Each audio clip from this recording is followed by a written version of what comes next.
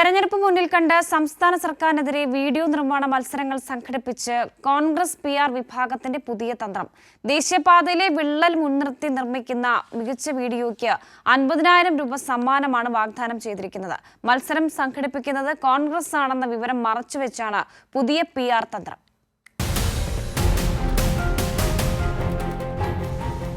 പെട്ടെന്ന് കണ്ടാൽ ഏതോ ഒരു സ്ഥാപനമോ സംഘടനയോ നടത്തുന്ന വീഡിയോ നിർമ്മാണ മത്സരമെന്നേ തോന്നൂ.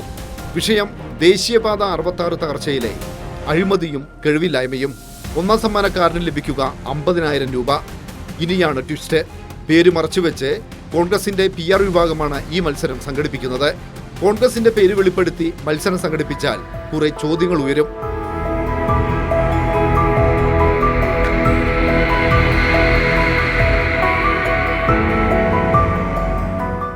ഇത് പാലാരിവട്ടം പാലം.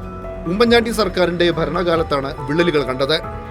UDF ഭരണത്തിന് കീഴിൽ നടന്നത് വൻ അഴിമതി.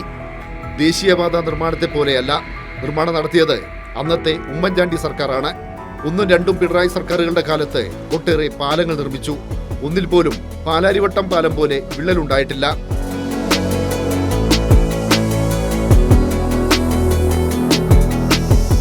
ഒന്നും രണ്ടും പിണറായി സർക്കാരുകളുടെ കാലത്ത് നിർമ്മിച്ച സംസ്ഥാന പാതകൾ കാണാം.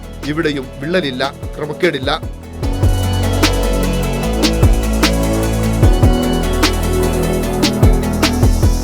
ഇനി ദേശീയപാതയുടെ കാര്യമെടുക്കാം. ഉമ്മൻചാണ്ടി സർക്കാർ ഉപേക്ഷിച്ചു പോയ ദേശീയപാത വികസന പദ്ധതി പുനരുജ്ജീവിപ്പിച്ചത് 1ാം പിണറായി സർക്കാരാണ്. ഭൂമി ഏറ്റെടുത്തു കൊടുത്തത് സംസ്ഥാന സർക്കാർ.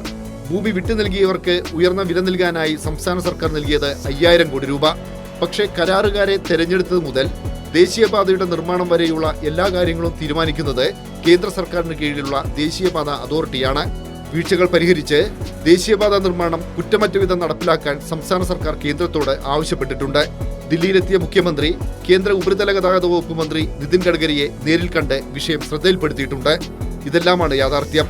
ഇതെല്ലാം മറച്ചുവെച്ചാണ് കോൺഗ്രസ് PR ടീമിന്റെ പുതിയ പ്രചാരണ തന്ത്രം. എതിർചോദ്യങ്ങൾ ഉയരുമെന്ന കാരണത്താൽ കോൺഗ്രസ് എന്ന പേര് എവിടെയും ഉപയോഗിക്കുന്നില്ല എന്നതും ശ്രദ്ധേയമാണ്. News desk.